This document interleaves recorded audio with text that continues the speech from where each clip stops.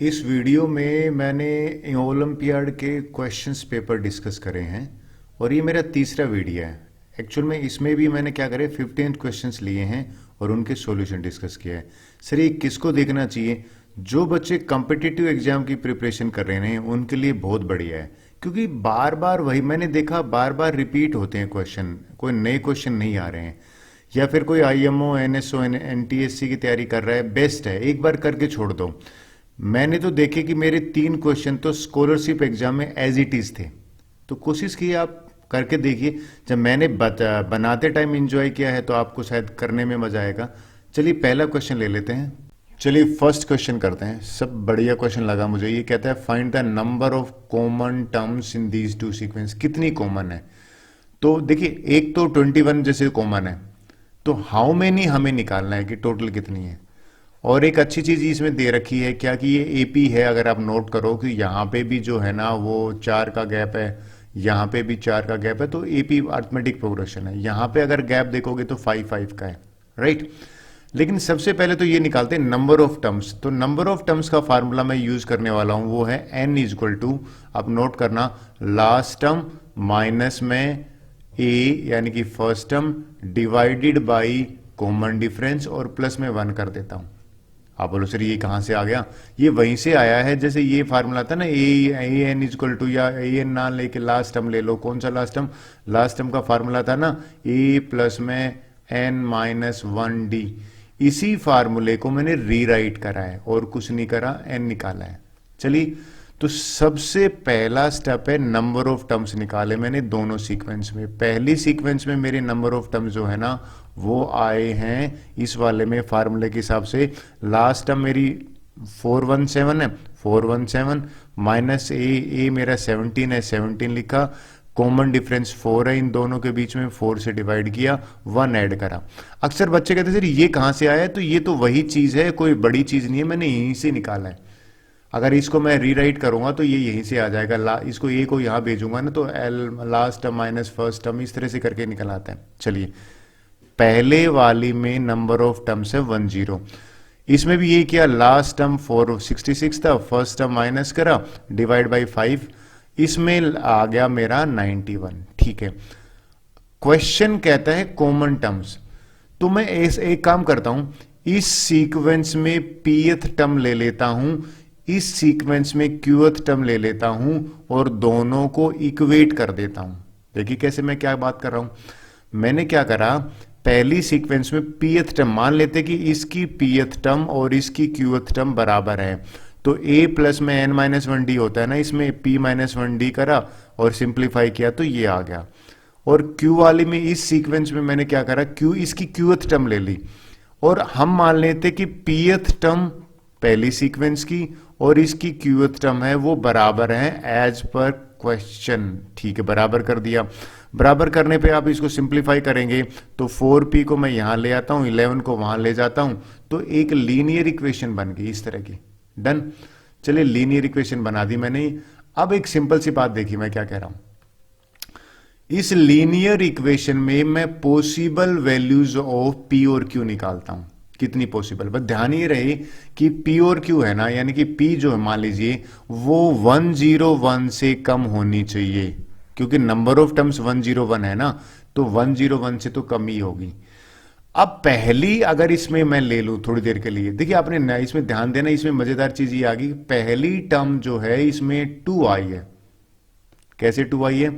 देखिए इसमें भी 21 है, इसमें भी 21 है, और वैसे भी 2 पुट कर रहा हूं ना तो 4 2 जा 8। ये p और q है ना बेसिकली इंटीजर होनी चाहिए, पॉजिटिव इंटीजर होने चाहिए, होल वैल्यू मतलब नेचुरल नंबर होने चाहिए। पहला नंबर 2 है जो इसको सेटिस्फाई कर रहा है। अब हमें ऐसे नंबर ढूंढने जो इसको सेटिस्फाई करे। दूसरा नंबर कैसे निकाला? अच्छा अब देखिए मैंने लिखा है 7 12 97। आप बोलो सर ये आया कहां से, वो बताता हूं। चलिए मैं समझाता हूं आपको तरीका कैसे किया मैंने अभी। अगर आप नोट करो ये नंबर जो है ये 5 से डिविजिबल होगा। कोई भी नंबर 5 से कब डिविजिबल होगा? या तो लास्ट में 0 हो या लास्ट में 5 हो। अब देखिए लास्ट में अगर 5 बनाना है तो ये लास्ट में 3 बनना चाहिए, और 2 ऐड करेंगे ना भाई, 3 + 2 करेंगे तो ही तो 5 बनेगा। लेकिन 4 का कोई भी मल्टीपल लेके देख लीजिए, 4 की टेबल लोगे ना, 4, 8, 12, 15, 20, सॉरी तो इसका 16, और कहीं पे भी 3 लास्ट में नहीं आता, तो 4 यानी कि 5 तो लास्ट में आ नहीं सकता। अब दूसरा क्या है, 0 बनाने के लिए ये 8 होगा, यानी कि ये नंबर अगर 8 बन जाए तो 8 अगर आप देखो 4 7 जा 28, यानी कि 7th वाली प्लेस पे भी बना है और 2nd वाली प्लेस पे भी बना है। तो एक मैंने 2nd वाली प्लेस ले ली, 2 पुट करा, एक 7 पुट करा, इस तरह से मैं चलता रहा। फिर ये आपने देखा, आपने ध्यान दिया, ये वाला तो AP बन रहा है भाई, 5 का गैप आ रहा है। अगर ये 5 का गैप आ रहा है और इसमें भी तो बात बन जाएगी। अब हमारा है कि सर आपने 97 कैसे निकाला, लास्ट नंबर निकालना पड़ेगा ना। तो 97 कैसे निकाला वो समझाता हूं आपको भाई। 101 से छोटा होना चाहिए ना, P की वैल्यू 101 मैंने डाला है तो बने, मतलब मुझे यहां पे पुट करके देखा तो मैंने 101 पुट किया तो इसमें आ ही नहीं रहा 0 बनने से। 0 बनेगा अगर लास्ट डिजिट में 2 आ जाए या 7 आ जाए। तो ये 97 मैंने वहां से निकाला। अब देखिए 97 मैंने हिट एंड ट्रायल से निकाल दिया कि 97 कैसे है। अब इसमें नंबर ऑफ टर्म्स निकालनी है ना, तो नंबर ऑफ टर्म्स का फार्मूला लगा देता हूं। नंबर ऑफ टर्म्स का फार्मूला ये है, वैसे मैं AP वाले से करता हूं, AN = A + n - 1D है ना, इस वाले से भी कर देता हूं, या डायरेक्ट इससे करता हूं ना जो मैंने आपको सिखाया है। नंबर ऑफ टर्म्स क्या है, लास्ट टर्म 97 माइनस में first term divided by common difference plus में 1, इसको सिंप्लीफाई किया 90 या 19 प्लस में 1। अगर आपका आंसर 20 आ रहा है बिल्कुल ठीक है। अच्छा क्वेश्चन था, यूनिक क्वेश्चन था, बात बनी। चलिए नेक्स्ट क्वेश्चन ले लेते हैं। सेकंड क्वेश्चन क्या कह रहे हैं? वेल सेकंड क्वेश्चन इजी है, काफी बच्चों ने कर लिया था। क्या क्वेश्चन है? कहता है भैया are the N terms of AP, बिल्कुल ठीक है। फर्स्ट टर्म दे रखी है 0, कॉमन डिफरेंस कहता है नोट 0 है, इसकी वैल्यू निकालनी है। मुझे नहीं लगता इसमें, अगर आप एग्री कर रहे हो तो देखिए आप इससे करोगे। फर्स्ट टर्म मैंने ले ली यहां पे A और कॉमन डिफरेंस D, तो A1 तो मेरा 0 है, तो फर्स्ट टर्म में A, second term A + D होता है ना, 0 प्लस में D अगर मैं करूंगा तो मेरी सेकंड टर्म D आया। सिमिलरली थर्ड टर्म करा वो 2D आ गया, फोर्थ टर्म करा वो 3D आ गया। जब मैंने ये वैल्यू निकाली तो मैं पुट करता हूं, यानी कि इसमें वैल्यू पुट कर लेता हूं सारे में। तो अगला जो स्टेप है ना, मैंने इसमें वैल्यू पुट करी, यानी कि क्या पुट करा, मैंने जहां जहां पे A3 था वहां 2D पुट करा, A3 की जगह पे, A2 की जगह पे D। अच्छा 2D - D/D तो 1 आ गया, इसको सिंप्लीफाई करने पर 1 आ रहा है। A4 इसको सिंप्लीफाई करने पर 1 आ रहा है। तो आप एग्री करोगे कि ये चीज जो है हर टर्म 1 बना के दे रही है। तो बात बन गया हमारा। कैसे बन गया देखिए मैं आपको समझाता हूं। हर टर्म अगर 1 बनती है ना तो कितनी टर्म्स हैं, ये भी 1 बन गई, ये भी 1 बन गई। यहां पे नंबर ऑफ टर्म्स हैं n - 2 टर्म्स हैं, जो n। तो अगर आपने पढ़ रखा है 1 को मैं 3 बार ऐड करूं तो जितनी टर्म्स है उससे मल्टीप्लाई करता हूं, आंसर आ गया। तो n - 2 को 1 से मल्टीप्लाई करूंगा तो n - 2 जो है, यानी कि C इसका आंसर आ गया। एग्री करा आपने? नेक्स्ट क्वेश्चन ले लेते हैं। वेल ये भी बड़ा मजेदार क्वेश्चन है। कहते हैं number of digit in the sum. देखिए सम निकालोगे ना नंबर ऑफ डिजिट में, तो पहले अगर 100 ले लिया, ठीक है जी, दूसरे वाला 100 की पावर 2 तो 10,000 होता है, ये लीजिए 10, अगर इसमें यानी कि 100 की पावर को 10,000 हो जाएगा, 10,000 में 4 जीरो आएंगी। तो अगर इस तरह से करते जाओगे तो जितना आंसर में जितने डिजिट सम में होंगे ना उतने ही डिजिट इसमें होंगे। तो मैं इनडायरेक्टली नंबर ऑफ डिजिट्स अगर इसमें निकाल लेता हूं 10 की पावर 2011 में, तो आंसर आ जाएगा। कैसे? हमेशा एक पैटर्न को याद रखना। पैटर्न यहां पे क्या है कि जैसे मैंने 10 के 100 की पावर 1 लिखी, 3 डिजिट है। 100 की पावर 2 करा तो भैया 5 डिजिट आए। सर कैसे 5 डिजिट आए? 1 2 3, तो 10,000 में तो 5 डिजिट होते हैं। 100 की पावर 3 करी तो यहां पे 7 आए। तो आपने कुछ नोट करा कि इस केस में जितनी पावर है उसका डबल कर दो और 1 ऐड कर दो, यानी कि 2n+1। यहां पे 3 पावर है, वो डबल करा, एक ऐड करा, 7 आ गया। इसी फार्मूले में करूंगा, इसकी डबल करूंगा, डबल करके 1 ऐड कर दूंगा, 4023। अगर आपका भी आंसर ये आया है, बिल्कुल ठीक है, एग्री कर रहे हो? नेक्स्ट क्वेश्चन ले लेते हैं। देखिए फोर्थ क्वेश्चन क्या है। वेल, अच्छा क्वेश्चन है। इस क्वेश्चन को ना बच्चे मल्टीप्लाई करने बैठ जाते हैं। भैया मल्टीप्लाई नहीं करना, टाइम वेस्ट होगा। सर फिर क्या करें? आपको ऐसे आप दिमाग लगाओ ना कि स्क्वायर रूट पक्का हटेगा। ये कैसे? मैं इस नंबर को n मान लूं और ये n2 ज्यादा है, इसको n+2 ले लूं, तो ये हो जाएगा 1 प्लस में n+2 और n इसको सिंप्लीफाई करूंगा तो n² + 2n हो गया। और ये तो एक आइडेंटिटी बनती है n+1 का होल स्क्वायर, ये पावर 2 से 2 कैंसिल हो गया, n+1 आया। यानी कि ये जो ब्रैकेट है ना जिसको मैं अभी कर रहा हूं, इसको मुझे पता लग गया कैसे सोल्व होगा। जो n माना है ना उससे एक ज्यादा लिख दूंगा। बात बनी? सर कैसे बताओ फिर आप? तो सबसे पहला जो स्टेप मैं करने वाला हूं ना वो आपको बताता हूं, समझाता हूं। मैंने क्या लिखा है यहां पे। मैं लेने वाला हूं, इसकी जगह पे मैंने n लिया था, आंसर n+1, 2011 का एक ज्यादा आ गया, यानी कि 2012 12 आ गया। अब ये 10 और 12 के बीच में इसको n मानूंगा तो एक ज्यादा ले लेता हूं, यानी कि बीच का नंबर लेना है। 2011 यहां पे आ गया। देखिए इसको रिड्यूस करा तो ये आ गया। अब 2011 इनको लूंगा तो यहां पे रिड्यूस करूंगा तो T010 आ गया। इसको रिड्यूस करूंगा तो 8 और 10 के बीच में 9 आएगा। तो ये अगर आपका भी आंसर 2009 है ना, बी वाला, बिल्कुल ठीक है। अब जिसको ये क्लिक कर गया ना उसको तो आंसर भी आ गया होगा ठीक से समझ में। अब क्वेश्चन 5 देखते हैं। वेल अच्छा, ये तो 10th का क्वाड्रेटिक का क्वेश्चन है। कहते हैं अल्फा बीटा जीरोज। अच्छा जीरोज हैं तो सम ऑफ जीरोज निकाल लेते हैं। इसमें तो बच्चे गलती नहीं करेंगे भाई। सम ऑफ जीरो कैसे निकालते हैं? अल्फा प्लस बीटा है ना वो -b/a होता है ना, तो -b है, ये माइनस और माइनस ये आ गया, प्रोडक्ट आ गया वो -3 आ गया। अब कहते हैं इक्वेशन निकालो। अच्छा आपको ध्यान है इक्वेशन में अगर मैं यहां पे होता था सम x और यहां पे प्रोडक्ट होता था, करेक्ट, इसी को यूज करूंगा मैं। अब देखिए मैंने क्या करा, सबसे पहले इनका सम निकाला। राइट मैं बताता हूं सम कैसे निकाला मैंने। देखिए सम ऑफ रूट निकाला, इनको ऐड करा तो एलसीएम ले लिया, एलसीएम लिया तो ये 2b - 3 यहां चला गया। अब देखो इन दोनों में 2 कॉमन है, 2 कॉमन ले लिया और ये -6 हो गया। अल्फा प्लस बीटा, ये रहा भैया अल्फा प्लस बीटा, किसकी वैल्यू है 5, तो इसकी जगह पे 5 रख दिया तो 5 10, ये तो ऊपर 4 आ गया। फिर आप देखोगे ये जो दोनों ब्रैकेट है ना इनको मैंने मल्टीप्लाई करा तो ये बना 4 alpha beta 6 alpha plus beta plus 9। इस अल्फा बीटा की वैल्यू रखी -3, बिल्कुल देखिए ये रही। अल्फा प्लस बीटा रखा 5, सोल्व करा तो -33 आया। डन। अब देखिए -33 अगर आ गया तो प्रोडक्ट ऑफ रूट में भी क्या होता है, ये इन दोनों को अच्छा ये देखिए ये तो सेम हो गया ना, ये वाला प्रोडक्ट करा और ये वाला प्रोडक्ट करा तो बिल्कुल बिना टाइम वेस्ट के इसको 1/-33 लिख दिया, मेरा प्रोडक्ट ऑफ रूट आ गया। इस फार्मूले में पुट करा मैंने, सम की जगह पे -4/, अब प्रोडक्ट की जगह पे मैंने ये वैल्यू पुट करी 33, इन दोनों का डिनोमिनेटर आ रहा है, 33 से मल्टीप्लाई कर देता हूं दोनों तरफ तो ये मेरा आंसर आ जाएगा A4।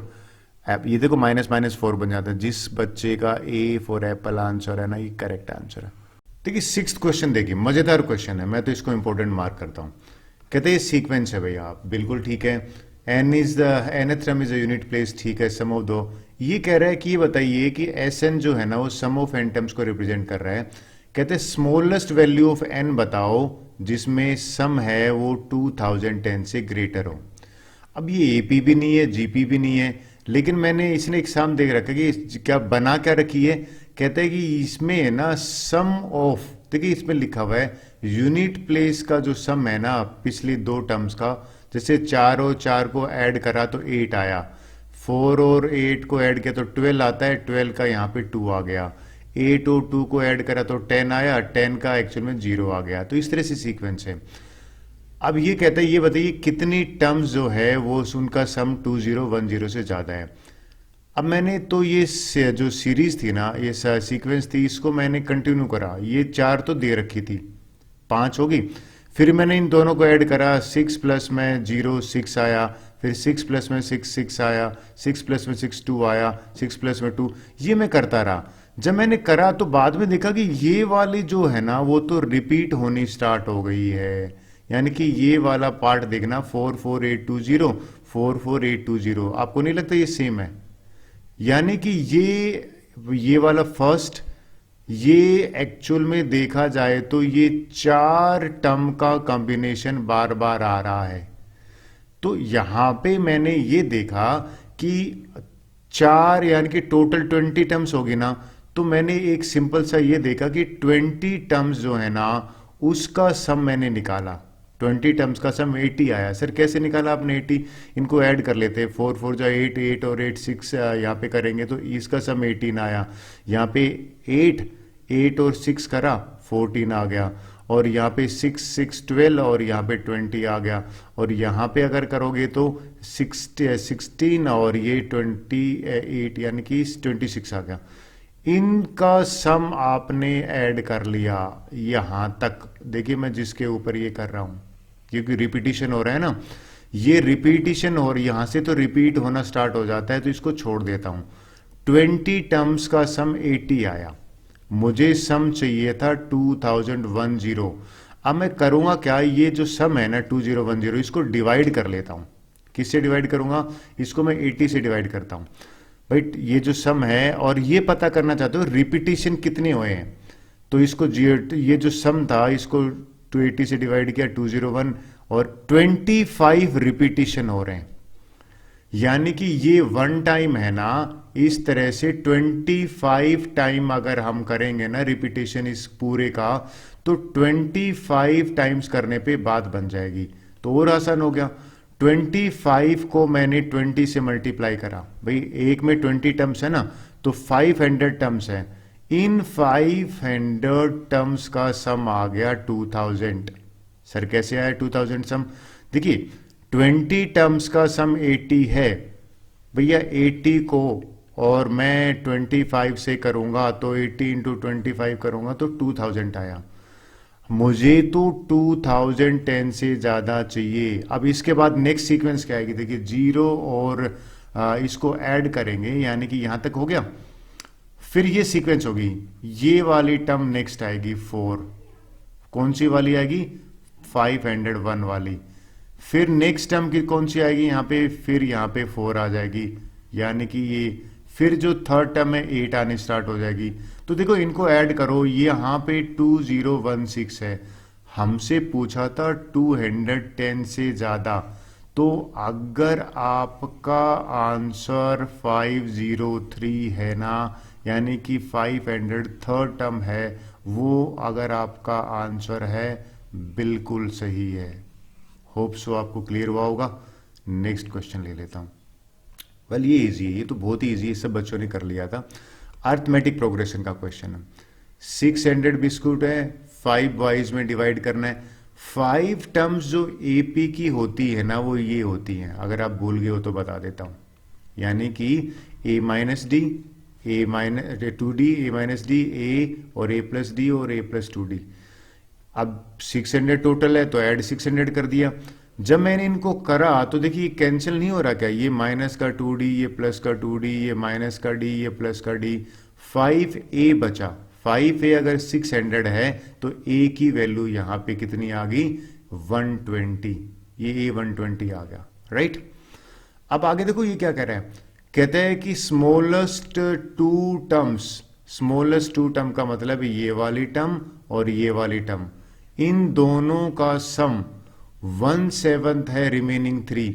ये जो तीनों टर्म्स है ना इनका 1/7 है। 7 को वहां पे लेके गया, ट्रांसपोज कर दिया, इस लीनियर इसी इक्वेशन बनी। इस इक्वेशन में a की वैल्यू 120 पुट करी, ये जो a है ना 120 पुट करी, d भी आ गया। देखिए अगर मुझे a और d मिल गया ना, तो मुझसे पूछा क्या था, लास्ट 2 टर्म्स है ना, इन दोनों का सम पूछा था, तो इन दोनों का सम कर दिया। तो a की जगह पे 120 पुट किया, d की जगह पे 55 पुट किया। अगर आपका भी आंसर 75 आया है ना, बिल्कुल ठीक है। ये थोड़ा सा इजी है। क्वेश्चन नंबर 8 आ जाते, मैक्सिमम बच्चे छोड़ के आ गए थे। आई थिंक ये तो मेरिट बनाने वाला क्वेश्चन है, जो बच्चा कर लेता है उसकी तो मेरिट पक्की है। क्वेश्चन में क्या कह रहे हैं, कहते हैं x1 x2 x3 x4। अब देखो यहां पे आपने नोट करा 1 4 9 16 25 ये आया है ना, तो पक्का आइडेंटिटी बनेगी, आइडेंटिटी से ही काम होगा। सर कैसे होगा, स्टेप बाय स्टेप बताता हूं। पहला स्टेप, ये जो 2 है ना, ये वाला 2 मैं इसको यहां भेज देता हूं, ट्रांसपोज कर देता हूं। ये लीजिए कर दिया। जब मैंने 2 ट्रांसपोज करा कहां पे, इधर, तो ये बन जाएगा, इसके आगे 2 लग जाएगा, 2x1। यहां 2 2 जा क्या हो जाएगा, 4 हो गया। या 3 2 जा क्या हो जाएगा, 6 हो जाएगा। ये 4 का डबल 8 हो जाएगा, 5 का डबल 10 हो जाएगा, और यहां पे ये हो जाएगा। फिर मैं क्या करूंगा, फिर मैं इस पूरे टर्म को उठा के और वहां पे ले जाऊंगा, x1 में से माइनस कर दूंगा सारों को। देखिए मैंने क्या करा है, मैंने नेक्स्ट टर्म में क्या लिखा है, आपको और भी अच्छी तरह से क्लियर हो जाएगा। x1 माइनस में ये वाला, x1 माइनस में ये वाला, ये देखिए पहली टर्म। फिर x2 माइनस में सेकंड वाला, 4 इंटू ये वाला माइनस किया, देखिए x2 में से, राइट। फिर x3 में से ये वाला माइनस करा, फिर x4 में से ये वाला माइनस करा, x5 में से ये। जब मैं ये माइनस करूंगा तो 0 बच जाएगा एक साइड में, बिल्कुल 0 बन गया। सर आपने करा क्यों है, अब ये ध्यान दीजिए, अगर आपको आइडेंटिटी पता है तो। मैं यहां पे कर रहा हूं a माइनस बी का होल स्क्वायर, और वो होता है a स्क्वायर प्लस में बी स्क्वायर माइनस में 2ab। ये आइडेंटिटी यहां पे बन रही है। सर कैसे बताइए आप, बिल्कुल देखिए आप मैंने क्या बनाया, मैंने इसको इस तरह से बनाया है, नोट करना। इस पूरे को आइडेंटिटी फॉर्म में लिखा है, ये देखो x1 माइनस वन और इसका स्क्वायर। जब इसका स्क्वायर करोगे, चलो सिंप्लीफाई करता हूं, x1 -1 और ये -1, इसका स्क्वायर करते हैं। a का स्क्वायर रूट हट जाएगा, b का स्क्वायर प्लस का 1 माइनस 2ab यानी कि 2 इंटू x1 माइनस में 1, ये कैंसिल हो गया। x1 माइनस में 2 x1 माइनस 1, देखो यही तो था x1 माइनस में 2 x1 1, यानी कि स्क्वायर फॉर्म में लिख दिया मैंने इसको। सिमिलरली ये जो इनसर्कल कर रहा हूं ना, इसको मैंने इस तरह से आइडेंटिटी में लिखा। ये जो मैं इनसर्कल कर रहा हूं ना, मैंने इसको आइडेंटिटी की फॉर्म में बना के रखा। सिमिलरली ये जो पांचों टर्म थी ना, मैंने इस तरह से लिख दिया। सर इससे क्या होगा, अब देखिए 5 नंबर का स्क्वायर 0 के बराबर है। ढंग से सुना अभी मैं क्या कह रहा हूं, ये इंपॉर्टेंट है जो स्टेप मैं अभी कर रहा हूं। अब देखिए ये जो स्क्वायर बन गए ना, ये मैंने 5 स्क्वायर बना दिए। अगर मैं आपसे कहूं कि भाई a स्क्वायर प्लस में b स्क्वायर प्लस में c स्क्वायर प्लस में d स्क्वायर प्लस में e स्क्वायर, अगर इनका स्क्वायर 0 है ना, तो ये तभी पॉसिबल है जब इंडिविजुअली 0 बन जाए। यानी कि a 0 होगा, b 0 होगा, सारे के सारे 0 होंगे ना, तो ही सम 0 बन सकता है, नहीं तो 0 नहीं बन सकता। इसलिए मैंने इस पूरे को 0 के बराबर रखा। जब इसको 0 के बराबर रखा तो x1 की वैल्यू 2 आई। जब मैंने इस पूरे को 0 के बराबर रखा तो यहां पे वैल्यू 8 आई। अगर मैंने इस पूरे को 0 के बराबर रखा, यहां पे -3 वहां जाएगा, +3, 3 का दोनों तरफ स्क्वेयरिंग करूंगा, 18 आया। अब मैं क्या करने वाला हूं, अब तो क्वेश्चन का आंसर आ गया। मैंने क्या अब ये पांचों निकल गए। x1 की वैल्यू हमसे इसकी पूछी थी ना, इसकी वैल्यू निकालते हैं। 2 प्लस में 8 प्लस में 18 प्लस में 32 प्लस में 50 डिवाइडेड बाई 2 करूंगा, 55 मेरा आंसर आ रहा है। अगर आपका भी आंसर 55 है, बिल्कुल ठीक है। क्लियर हुआ? चलिए नेक्स्ट क्वेश्चन की तरफ चलते हैं। देखिए 9th क्वेश्चन देखते हैं अभी। कहते हैं कि आपको बताना है then which of the following relation between X and P. बड़ा थोड़ा सा कॉम्प्लेक्स क्वेश्चन है, लेकिन इसमें 3 वेरिएबल आ गए। एक्स भी आ गया, अगर आप नोट करो ए भी आ गया और पी भी आ गया। तो इसको हम ट्रायल और एरर मेथड से करेंगे। याद रखना ऐसे क्वेश्चन जो बड़े दिखते हैं, ट्रायल और एरर मेथड उनमें बहुत अच्छा होता है। सर क्या करोगे, यहां पे तो एक्चुअल में जो पी है ना, देखो ए तो नॉट इक्वल टू दे रखा है 0। अब x और p में अगर आप देखो तो इसको अगर मैं p को सॉल्यूशन यहां लिखता हूं मैंने क्या करा, p जो है ना मैं इस क्वेश्चन में P जो है वो 0 ले लेता हूं। सर आपने क्यों लिया ऐसा? कि ये पता करने के लिए कि कौन से वाले में ये करेगा, और हिट एंड ट्रायल से करेंगे। यहां पे P0 रख दूंगा तो X0 हो जाएगा, P0 X0 हो जाएगा, तो ये तो बात बन ही नहीं रही। इन दोनों में हिट एंड ट्रायल कर रहे हैं, तो मैं पहले ये वाला ले लेता हूं, ये वाला करके देख रहा हूं कि मैं करने क्या वाला हूं। जहां जहां हिट एंड ट्रायल में मैंने P0 लिया तो x is equal to 0 plus में a, यानी कि x और a बराबर आ गया। ये चेक करते हैं। मैंने ऑप्शन बी के बजाय सी को प्रेफर करा। लेफ्ट हैंड साइड देख लेते हैं। लेफ्ट हैंड साइड में जहां जहां x है ना, वहां पे मैंने a पुट करा, तो ये a और a हो जाएगा, तो यहां पे 2a हो गया। बिल्कुल ठीक है। प्लस में देखिए, अगर x की जगह पे a लिखोगे तो ये 0 बन जाएगा, तो ये पूरी टर्म 0 बन गई, तो यहां पे 0 आ गया। डिवाइडेड बाई करा और ये यहां पे a है, तो मेरा देखा जाए तो ये √2 और √a और डिवाइड बाई a ये आ गया। अब मैं राइट हैंड साइड में भी देख लेता हूं करके। राइट हैंड साइड में जो है वो ये वाला वैल्यू है। इसमें जहां जहां पे पुट क्या करने वाला हूं, x की जगह पे P0 पुट करने, ये दो चीजें पुट करने वाला हूं। अगर मैं P0 ले लेता हूं तो ये 0 बन गया, तो यहां पे 0 बनने पे 2 माइनस में 0 बना, ठीक है। फिर ये P अगर 0 होगा तो ये दो 0 बन गया, तो ये लीजिए प्लस में 0 बन गया। डिवाइडेड बाई यहां P0 लेंगे तो देखिए बचेगा क्या, तो 0 प्लस में 2a और माइनस में 0, तो ये एक तरह से अगर आप नोट करें 2 अपॉन √2 और √a बनेगा। आई थिंक ये दोनों सेम है। क्यों सेम है? आप देखिए, इसको सामने इक्वल टू करोगे ना तो बिल्कुल रैशनलाइज करके देख लीजिए, एग्जैक्टली सेम आ रहे हैं। इनको क्रॉस मल्टीप्लाई भी करेंगे ना तो 2a हो जाएगा, और √2 को √2 से करें तो 2a भी हो जाएगा। इस ऑप्शन को ट्रायल और एरर से मैंने करा तो बिल्कुल आंसर सही आ रहा है, तो सी यहां पे आंसर होगा। ये ट्रायल एरर से ही ऐसे क्वेश्चंस होते हैं। 10th क्वेश्चन देखते हैं। वेल, ये इंपॉर्टेंट क्वेश्चन बहुत बार आया हुआ है। ये तो हमारे टीचर्स की भी उसमें पूछा था, टेस्ट में भी। अच्छा क्वेश्चन है। क्वेश्चन क्या है मैं आपको बताता हूं, उससे पहले एक डायग्राम। अक्सर मैं ऐसे क्वेश्चन में डायग्राम प्रेफर कर लेता हूं, वो बड़ा आसान होता है। डायग्राम बनाने से चीजें पिक्टोरियल फॉर्म में आ जाती हैं। कहता है एक आदमी है ना, वो घर पे है। ये मैंने उसका H ले लिया, हाउस, और स्टेशन जा रहा है, रेलवे स्टेशन जा रहा हो, या ये मैंने स्टेशन ले लिया, हाउस से, ठीक है।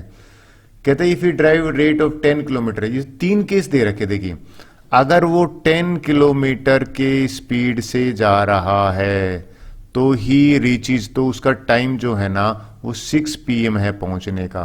अगर वो थोड़ा स्पीड इंक्रीज कर देता है, 15 किलोमीटर पर आवर कर देता है, तो वो 1 घंटा पहले, या नहीं 2 घंटे 4 बजे पहुंच जाता है, ठीक है। कहता है कि ये बताओ अगर क्या स्पीड हो, यानी कि हमें स्पीड निकालनी है। यहाँ पे x मान लीजिए, मैं स्पीड लेता हूँ, x किलोमीटर पर आवर की स्पीड से जाए कि उसको 5 बजे पहुंचना है। ये पजल, ये क्वेश्चन है। तो पहला काम तो मेरी समझ में ये आया कि मुझे डिस्टेंस या दे नहीं रखा, तो ये डिस्टेंस अगर मिल जाता है ना तो मेरे लिए आसान हो जाएगा, और ये पता लग जाए कितने बजे स्टार्ट हुआ है। चलिए स्टार्ट करते हैं। तो मैंने इसको डिस्टेंस को मान लीजिए y ले लिया, राइट। अब देखिए, हमने डिस्टेंस को y लिया है। हमारे पास इंफॉर्मेशन ये है कि पहले टाइम निकाले थे। पहले वाले में टाइम t1 है और पहुंचने में मान लीजिए ये t2 है, तो ये तो 2 घंटे का डिफरेंस है ना। तो आपने अगर नोट कर रहे हो कि यहाँ पे t1 माइनस t2, यानी कि जो ये 2 घंटे पहले पहुंचा है, तो t1 माइनस t2 है, वो 2 आवर्स है। एग्री? तो t1 तो आपको भी पता है भाई, टाइम जो होता है ना वो डिस्टेंस अपॉन स्पीड होता है। डिस्टेंस मैंने y ली है, y अपॉन 10 और y अपॉन 15 जो है ना वो 2 के बराबर है। एग्री? तो मैंने एलसीएम ले लिया, यहाँ पे 30 आया, तो ये हो जाएगा 3y माइनस में 2y इज इक्वल टू 2, और y इज इक्वल टू यहाँ पे 60 किलोमीटर आ गया y। एग्री? तो हमारा एक काम तो हो गया कि 60 किलोमीटर डिस्टेंस है। बिल्कुल ठीक है। तो 60 किलोमीटर डिस्टेंस है तो बड़ा आसान हो गया। कैसे आसान हो गया? अब इस 60 को मैं 10 से डिवाइड कर देता हूं, तो 6 घंटे पहले, यानी कि इसको 6 आवर्स लगे, तो 6 आवर्स का मतलब है कि 12 नून है ना वो गाड़ी चली होगी, तो वो 6 घंटे कंज्यूम करके और कितने पे पहुंचे, 6 बजे। और यहाँ पे भी 12 नून जो है वो गाड़ी चली और ये 15 की स्पीड से करा तो 50 यानी कि इसको कितने लगेंगे 4 घंटे, बिल्कुल सही आ रहा है। तो अब हमें ये स्पीड निकालनी है ना, तो स्पीड का तो फार्मूला लगा देते हैं, स्पीड का तो फार्मूला है नहीं, चला तो 12 नून पे ही है ना, ठीक है जी।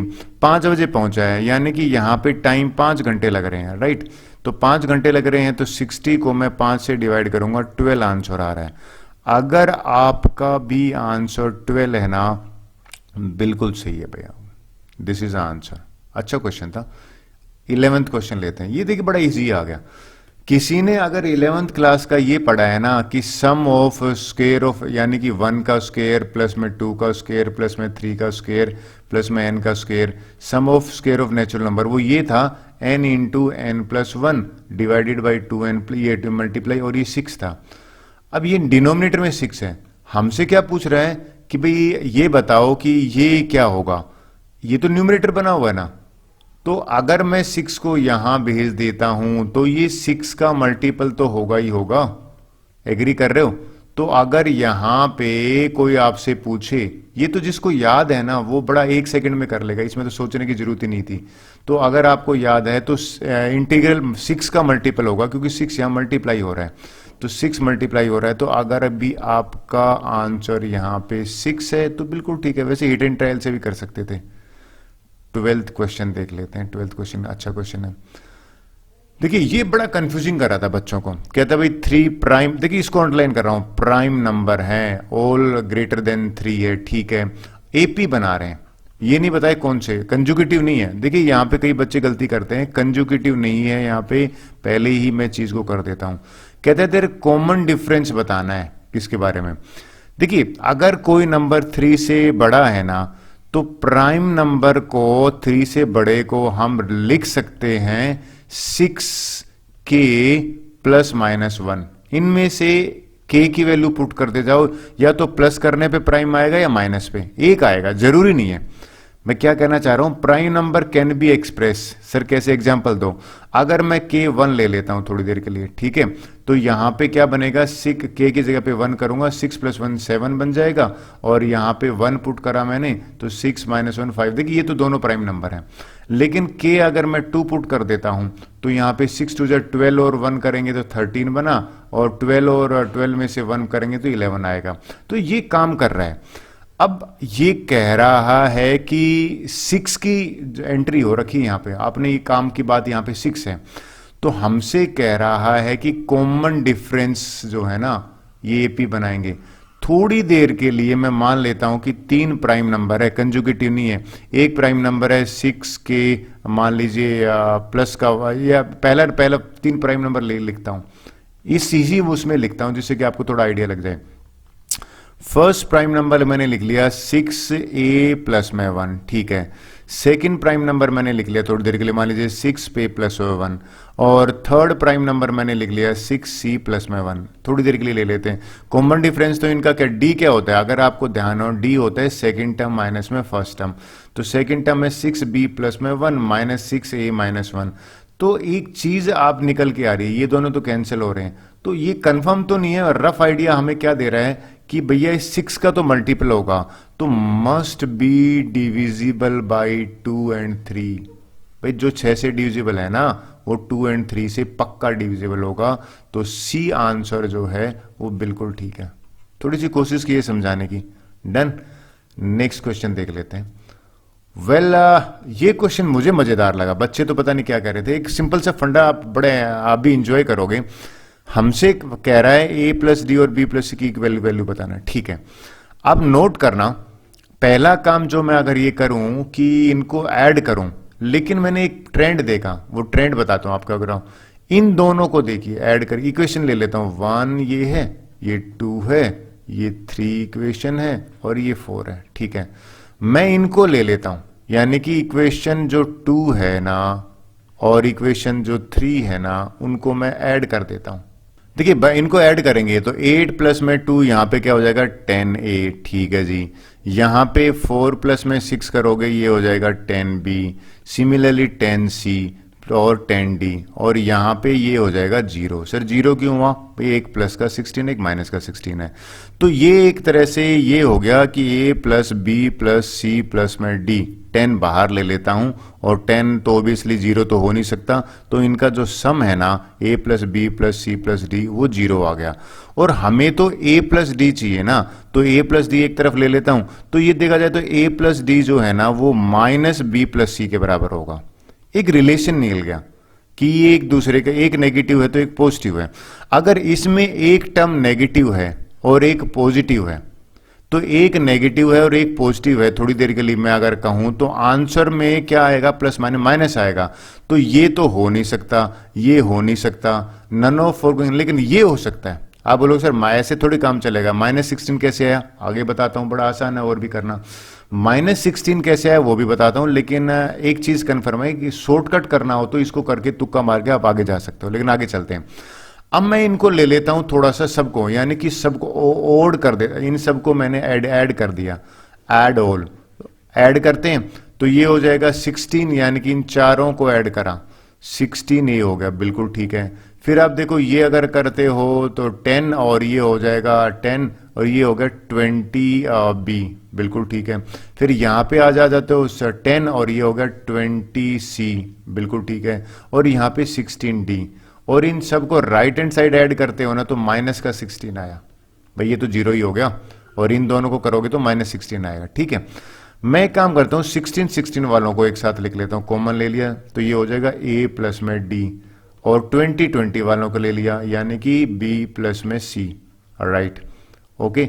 अब ये बराबर है -16 के। अब तो आसान है, कैसे करूंगा मैं a प्लस डी की जगह पे ये रख लेता हूं -b, यानी कि 16 और यहां पे माइनस का 1 और b प्लस में c रख दिया। अरे ये तो ऑलरेडी 20b प्लस c है, तो 20 और ये माइनस का 16, तो यहां से अगर आप नोट करें तो 20 में से -16 गया तो 4b प्लस c बचा। 4b प्लस सी का मतलब -16 है, तो b प्लस सी यहाँ पे माइनस का 4 आया। ये -4 आया तो इसकी हेल्प ले लो ना, a प्लस डी तो उल्टा आएगा ना, यानी कि 4 आएगा। अब हमें तो मल्टीप्लाई करना था, तो 4 और -4 को मल्टीप्लाई करोगे तो 16 ही तो आ रहा है।